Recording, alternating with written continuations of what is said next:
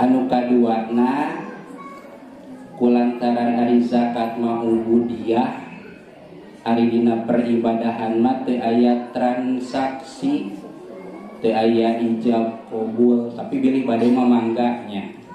Urang mah poho teu ijab qabul balik ka deui teu kedah. Da nu aya ijab qabul mah dina muamalah. Ari dina ubudiyah mah teu kedah aya ijab qabul. Cenah bade mangga dados biasa nya meureun eta mah supaya naon, supaya geus biasa nyangakeun nampi mangga eta mah nya ngan teu wajib.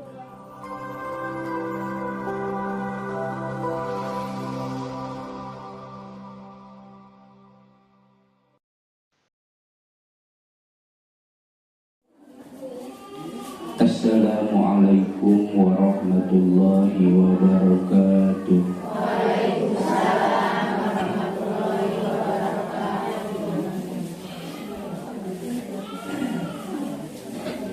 Bismillah, alhamdulillah, assalatu wassalamu ala rasulillah Sayyidina Muhammadin ibni Abdillah wa ala alihi wa sahbihi wa mawalah, amma ba'du.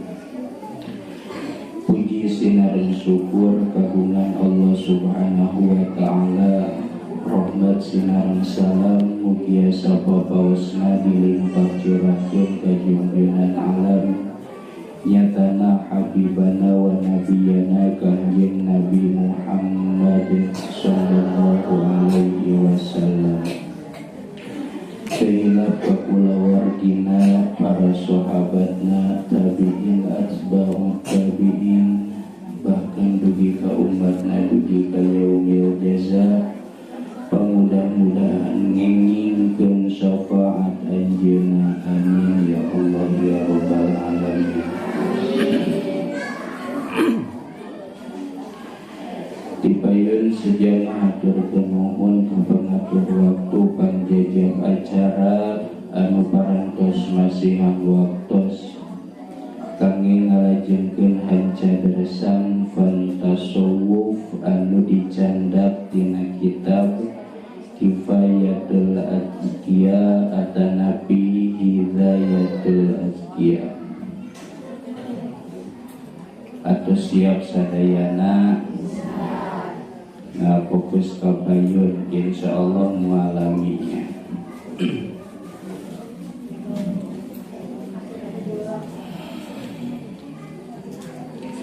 Namun satu acana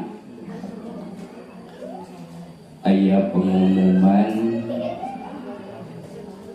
wirehna dinten Ahad nu bakal mendak teh Ahad kadua, pamininggal jadwal mah jadwal pengawasan Yaumul Ijtima. Libur henteu pengumuman teu acan aya, tapi saupamina teu aya libur mah kanu bade angkat supados dipersiapkeun di ayeuna.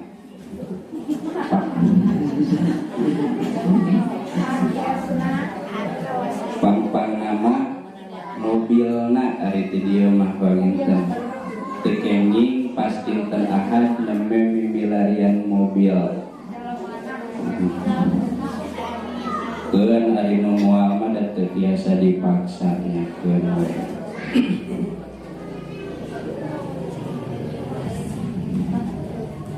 Oge salajengna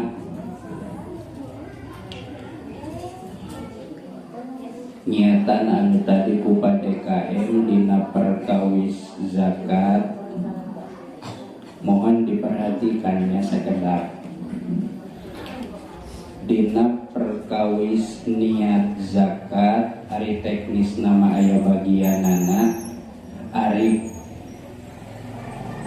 prakana nama kedah diuningakeun supados nya minimalna sanes aya peningkatan berenya bilih hilap margi diurang mayoritas anu ngajajabkeunana teh ibu-ibu, sedangkan ari anu wajib niat teh anu nganapakahan. Lamun nu nganapakahanana bapak-bapak berarti nu wajib niat nate eta. Lamun nganapakahanana kunyalira da teu gaduh sasaha nembe eta mah anjeunna. Teu kenging dugikakeun terjadi tos heula. Aya ibu-ibu sumping abi acan niat. Nah, bilih aya nu nyarios kitu dan teu wajib ieu niatna oge ibu-ibu mah. Cenah arosok di dieu ibu-ibu niat. Eta mah daripada pasea nya. Henteu wajib, henteu mantap ngasahkeun. Nu ngasahkeunana mah anu wajib niat saha? Bapak-bapak lamun anu nganapakahana bapak-bapak. Iraha niatna niatna mah bebas masing rek di bumi oge. Kumaha cenah da teu bisaeun niatna bapak urang mah berarti urang mah teu terang ari niat teh naon. Ari niat teh tujuan sapertikeun kieu urang ngajingjing beas rek zakat tujuan urang rek naon. Berarti eta teh naon? Niat. Henteu kudu nawaitu. Eta mah sunatnya henteu naon? Henteu ngaganggu kana sah jeung henteuna. Cenah bade langkung sae, cenah moal teu sawios. Minimal lamun bade dijajabkeunana ku ibuna, ku istrina, wawartos heula ka carogena. Pabi rek zakat nyajung. Ku nyebut jung salaki teh berarti salaki teh gaduh tujuan beas eta teh diangge naon? Zakat. Tah, kitu kahartos teh.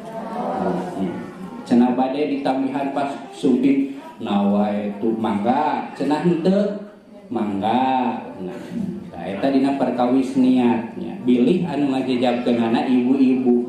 Syukur-syukur ku bapak-bapakna nya supaya naon? Nya niat anu tujuan aya nya diucapkeun aya da bapak-bapakna ieu. Eta hijinya. Kantos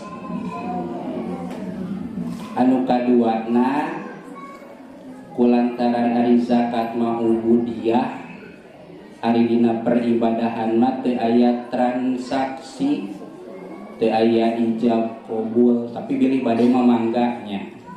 Urang mah poho teu ijab qabul balik ka deui teu kedah. Da nu aya ijab qabul mah dina muamalah. Ari dina ubudiyah mah teu kedah aya ijab qabul. Cenah bade mangga dados biasa nya. Meureun eta mah supaya naon? Supaya geus biasa nyangakeun nampi mangga eta mah nya. Ngan teu wajib. Tos cekap hancana kantun wa idzas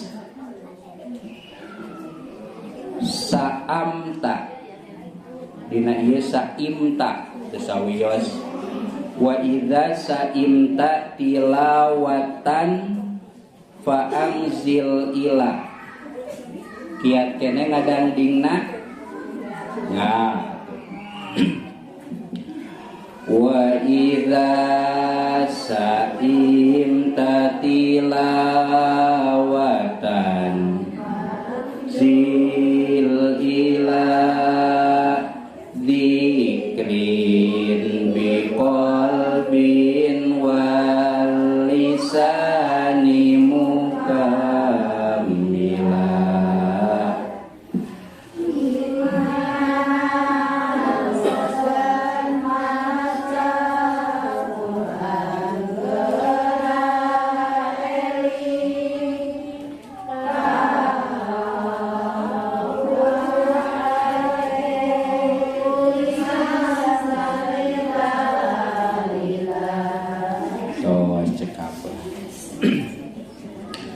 Bismillahirrahmanirrahim.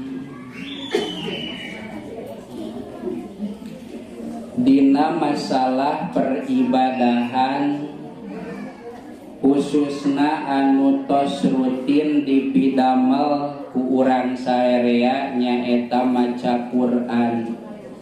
Arosok urang maca Quran. Lamun bulan Ramadan mah ganti ngaranna teh tadarus. Arosok tadarus.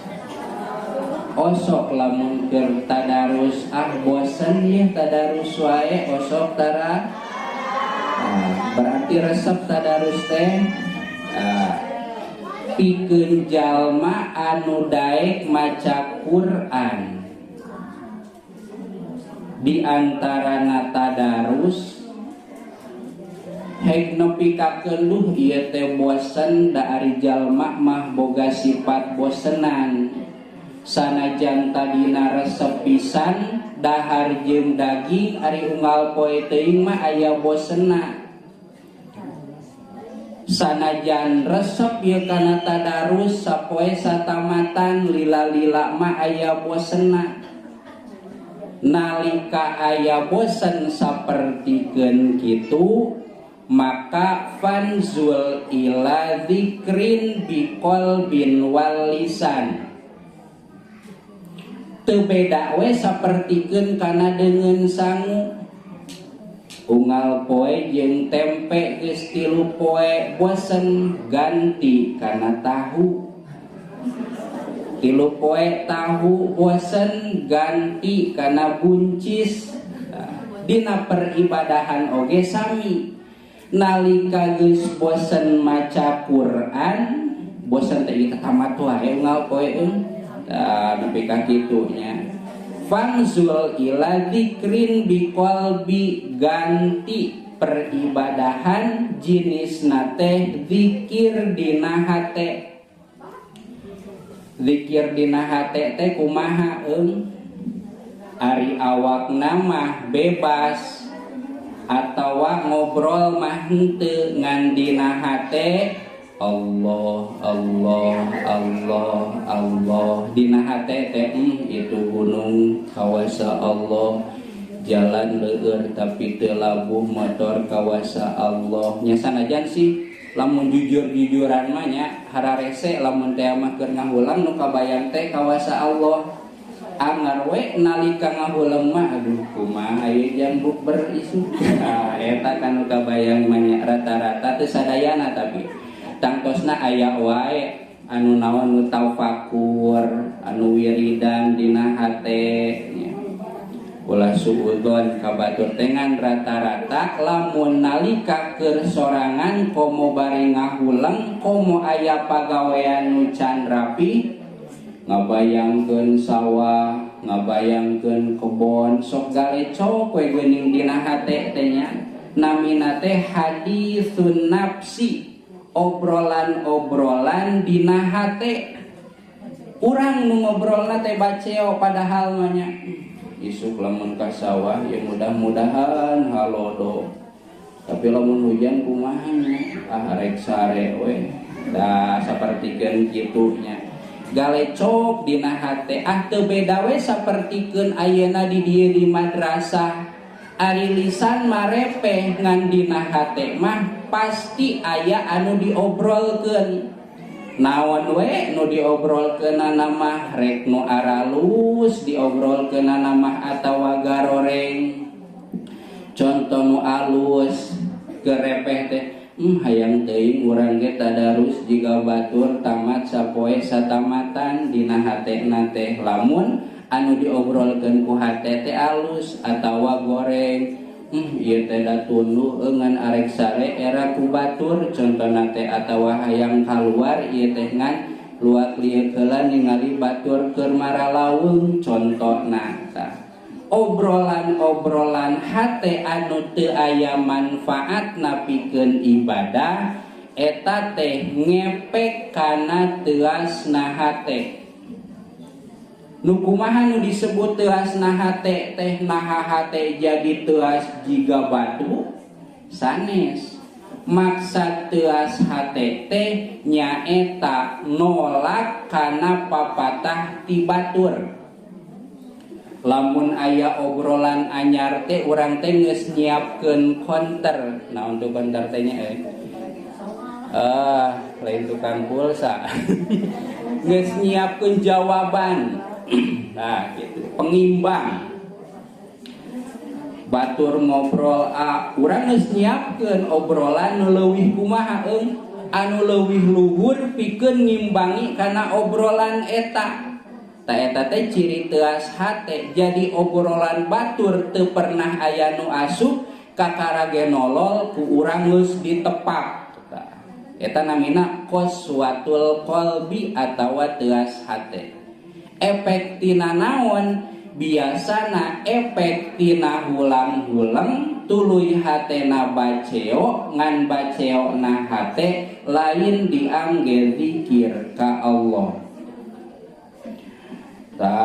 Summa kuron bil qalbi wa huwal muraqabah. Da ari zikir mah jelas mantak tambah-tambah ibadah, mantak la tastagil bihaditsin nafsin muhmala, teu kenging hulang-hulang bari ku hulang-hulang nate kalah baceo anu teu puguh. Mantak urang masuk ulin ka tatangga ge amih teu hulang-hulang sae nya, ulin ka tatangga amih teu hulang-hulang ngan kahade di tatanggana teu kenging diangge naon, teu kenging diangge gibah, ngobrolkeun batur. Dari kitu mah sami-sami keneh. Ari keur sorangan mah ngobrolna ku hate, ari jeung batur mah ngobrolna ku lisan, ku letah. Sami eta oge teu kenging. Nya minimal urang mah terang lamun nalika keur midamel teh, ya Allah ieu teh doraka, tapi da resep. Tapi da doraka terusnya bolak-balik soknya. Da kateranganana sok dibabaca ku urang oge tadi memeh ngaos geuningannya. Muncan bisa ngalakonan tapi hate mah nampanan, rumaos kalelepatan eta qobul sahna iman. Tadi mah laguna duka kumaha hilap deui abi teh.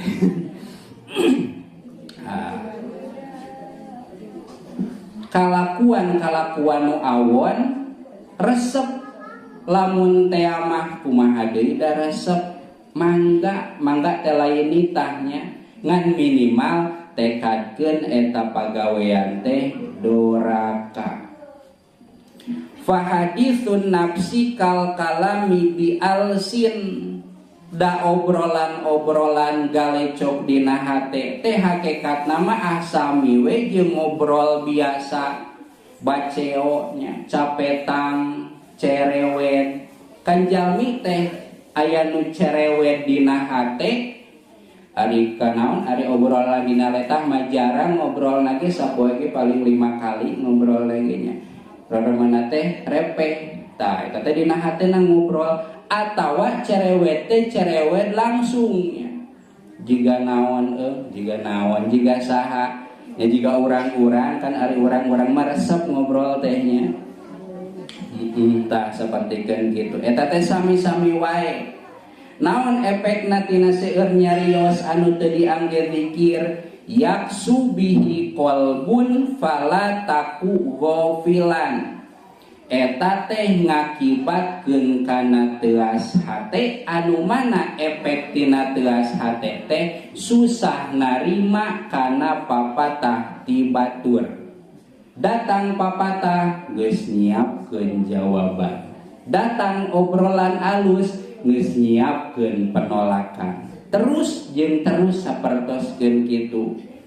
Jadi keur urang mah usahakeun minimal tarima heula, cenah teu setuju nembe dikoordinasi naon, nembe dibadamikeun, nembe diusulkeun, sapertoskeun kitu cara-carana teh.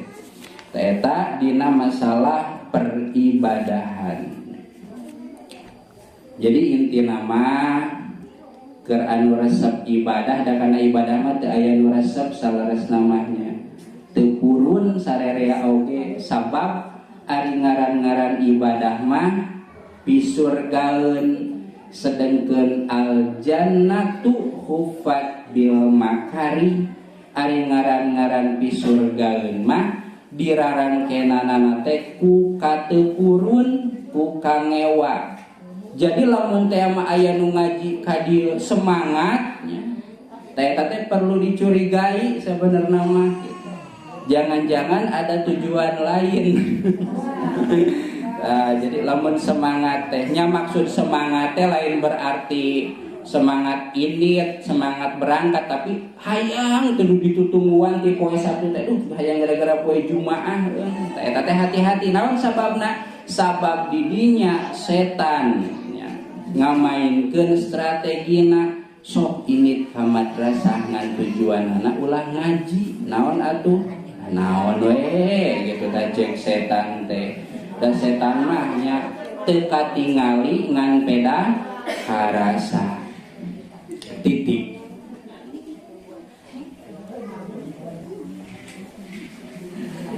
Asli eta teh jam teh. Muhimmatun tos. Terus tereh tamatnya, tereh numpang berarti.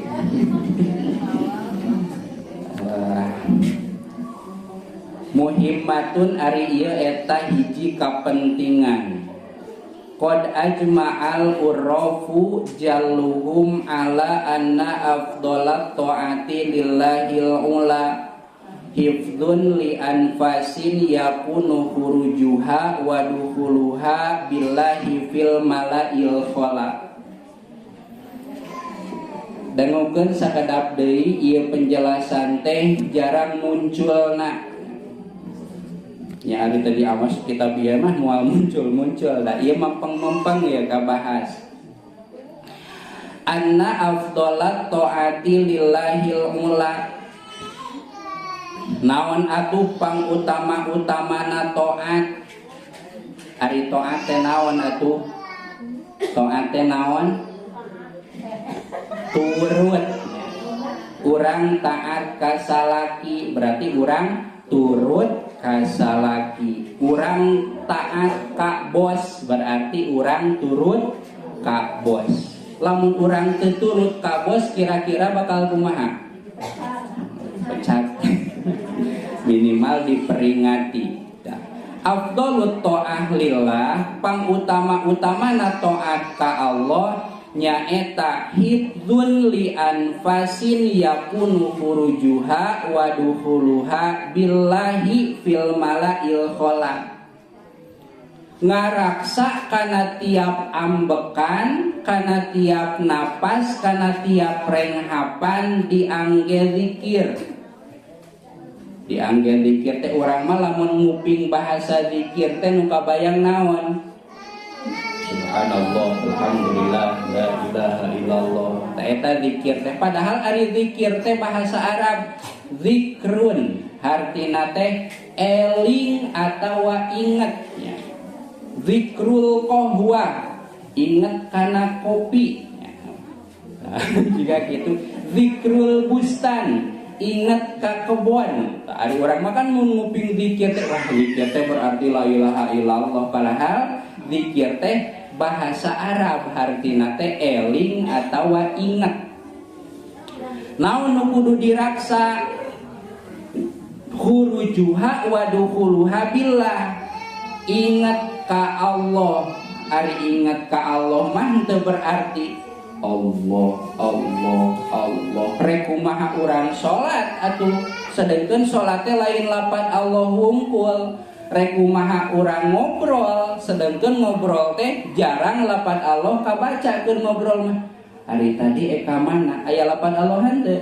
Tadi tas di mana? Rekumaha bisa urang naon? Berbicara berbaur jeung batur lamun terus-terusan Allah, Allah. Daripada naon? Daripada alus tungtung nama henteu kitu jelema teh rada gelo mah tah kan jadi kitu nya. Naon maksudna? Maksudna ieu ucapan Allah atawa eling ka Allah teh dina hate, dina lisan mah ngobrol teh hari engke buka rek jeung naon jadi moal ngabuburit ka Cineam teh, tapi dina hate mah Allah atawa henteu kitu ge inget yen urang teh dibungahkeun ku Allah, inget bahwa ieu dunia teh didamel ku Allah, minimal sapertikeun kitu nya. Ari urang-urang makan narik napas kaluarkeun napas nya, kadang makan aya henteu ingetna gitu, aya henteu ingetna.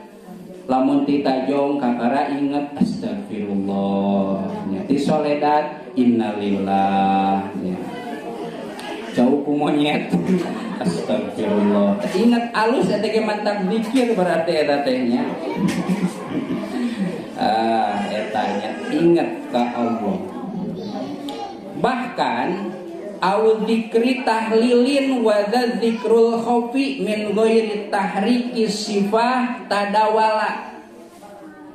Di urang mah teu pati berlaku dzikir la ilaha illallah, praktekna teh nyaeta sapertikeun nu aya dina ieu kitab.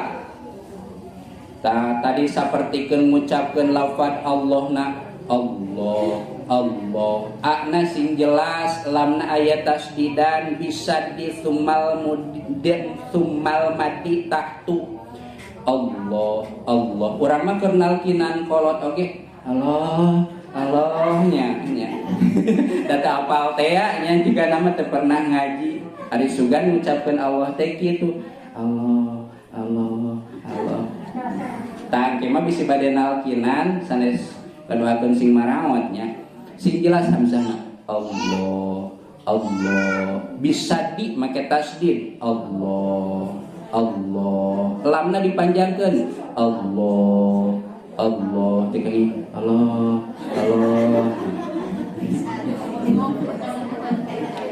tos awal dzikri tahlilin atawa maca kana dzikir la ilaha illallah. Kurang osok dzikir la ilaha illallah osoknya utama nama lamun tas berjamaah dina wiridan ngan urang mah tara merhatikeun teh asal nyebut la ilaha illallah kadang masuk gitu kan, padahal dina zikir teh aya tata carana dina kitab ieu mah termasuk gerakan-gerakanana oge timimiti summa fauqus sifah lahuma barzahin fastakmila keur ngucapkeun la nage la ditarik ka luhur la ilaha kagigir kanan ilaha illallah tah kitu nya dina kitab ieu mah berarti kieu la ilaha illallah la ilaha illallah. Kurang ge sok ningalinya di batur dina TikTok urang mah nya ari ulin ka batur matara ya la illallah eta teh sapertoskeun lamun aya nu kitu teu kenging dicawat mah ngan ku urang teu kenging diturutan naonana bacaanana la ilaha urang masing jelas we la ilaha la nanti kenging jadi hamzah tadi la teu kenging jadi la tapi la panjang dalamun la jadi aya hamzahannya la illallah nya sae lamun teh mah huruf-hurufna aya la ilaha illallah dina masalah bacaanana la ilaha illallah teh kenging jigana batur ge itu naon ulama jigana saya nurutannya urang teh la illallah naon eta nya naon teh keur urang nya beda keur batur mah nya batur mah bisi hatena ari urang makan keur la ilaha illallah ni peropak menang sabaraha la ilaha illallah kadang gitu kan gitu tah urang mah utamakeun dina masalah lafadzna heula perbaiki masalah gerakanana bade mangga henteu we teu sawios bade diajar la ilaha illallah la ilaha illallah ngan kulantaran di urang mah teu galib pang-pangna mah teu apalnya jadi lamun aya nu kitu teh kelak ajaran anyar beuteung teh padahal jelas ajaranana aya dina kitab ngan mungkin kitab ieu can pernah diaos ku urang da urang mah boro-boro ngaos kitabnya teu purun ngaos kitab teh ieu ge pedah we kabuka gitu dalam mun teu kana hanca mah jarang-jarangnya sanajan kitab salomari ge sugan unggal poe dibukaan hiji-hiji henteu anger we dibuka teh pas naon pas butuh atawa pas bade diangge ngan setidakna ari aya mah kitabna tiasa dibuka gitu. Au dzikri tahlilin wa dzikrul khofi atawa zikir teh zikir khofi ari khofi teh samarnya zikir anu samar zikir nu samar teh ayana dina hate ari lisan mengobrol ke naon mah ngan dina hate Allah Allah Allah Allah Allah besok orang gitu kira-kira besok we gitunya besok alhamdulillah teta pangutama-utamana taat ka Gusti Allah teh nyaeta zikir bade kulisan bade ku hate. Duh bingung orang teh poe ayeuna ibadah naonnya bisi aya jadwal ibadahnya di luar sholat kan ari menu mah aya jadwalna ayeuna jeung jengkol isuk jeung sayur gitu sok aya jadwalna keur sahur teh geuning isuk jeung naon ya buka nah, kan sok terkadang bisi dina ibadah isuk ibadah bagian naonnya tah bisi kitu pangutama-utamana ibadah teh zikir ka Allah tinggal Allah atawa la ilaha illallah bade kulisan atawa bade ku hate kerepeh teh zikir sae nama ya, tapi ari boro-boro urang mah nya minimal atuh sapoe sakali mah urang teh ngucapkeun la ilaha illallah nya sakali mah teu kenging kosong teuing eta teh pang-pang nama lamun salat sorangan assalamualaikum assalamualaikum beres nya sok aya bahasa likum leos nya minimal sabada assalamualaikum teh la ilaha illallah sakali mah atuh tuluy baca doa naon ibu Rama dan teu panjang ieu jeung geus kata lalarnya Allahumma gfirli dzunubi wali walidayya warhamhuma kama rabbayani shaghira eta teh pentingnya jalma anu tara maca eta tara maca doa ngaduakeun kolot eta teh aya vonis pakir teu pakir harta ge pakir hate bingung we karasana tehnya duit mah loba tapi ieu hate mah asa rupek naon sababna sabab aya nas teh atuh katerangan anu nyebabkeun lamun budak teu pernah ngaduakeun kanu jadi kolotna maka budak eta teh dipastikeun pakirna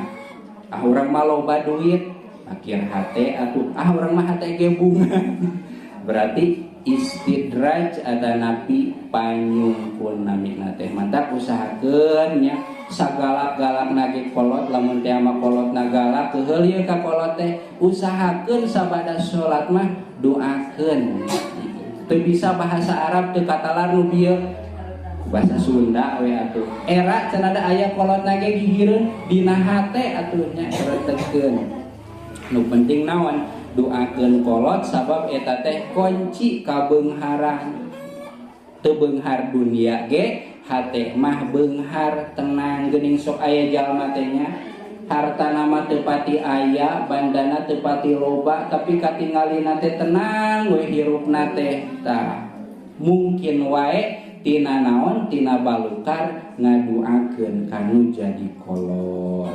tatimmatun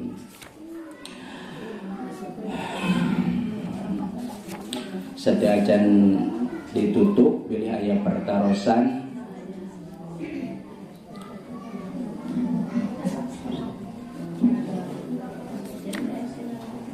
bebas sok naon we nu ditaroskeun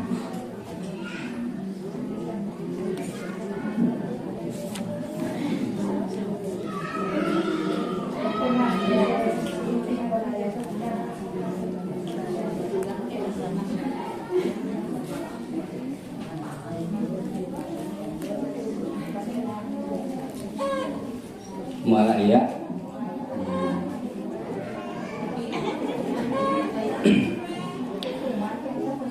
keun ari moal aya mah kan kieu pangnasok naros bisi aya nu naroskeun teh kahiji tugas tugas di manaeun nya deudeuketanana ti desa nu kadua bisi teh mah isukan jaga ngadakwa geuning teu ditepikeun ilmu teh tah ieu mah geus ditatanyakeun tapi eueuh wae nya kayak dibalikeun ngadakwana teh bongan teu nanyakeun gitu tinggal kitu nah ditaya mah alhamdulillah cek apa inten kantun tatimatun salam deui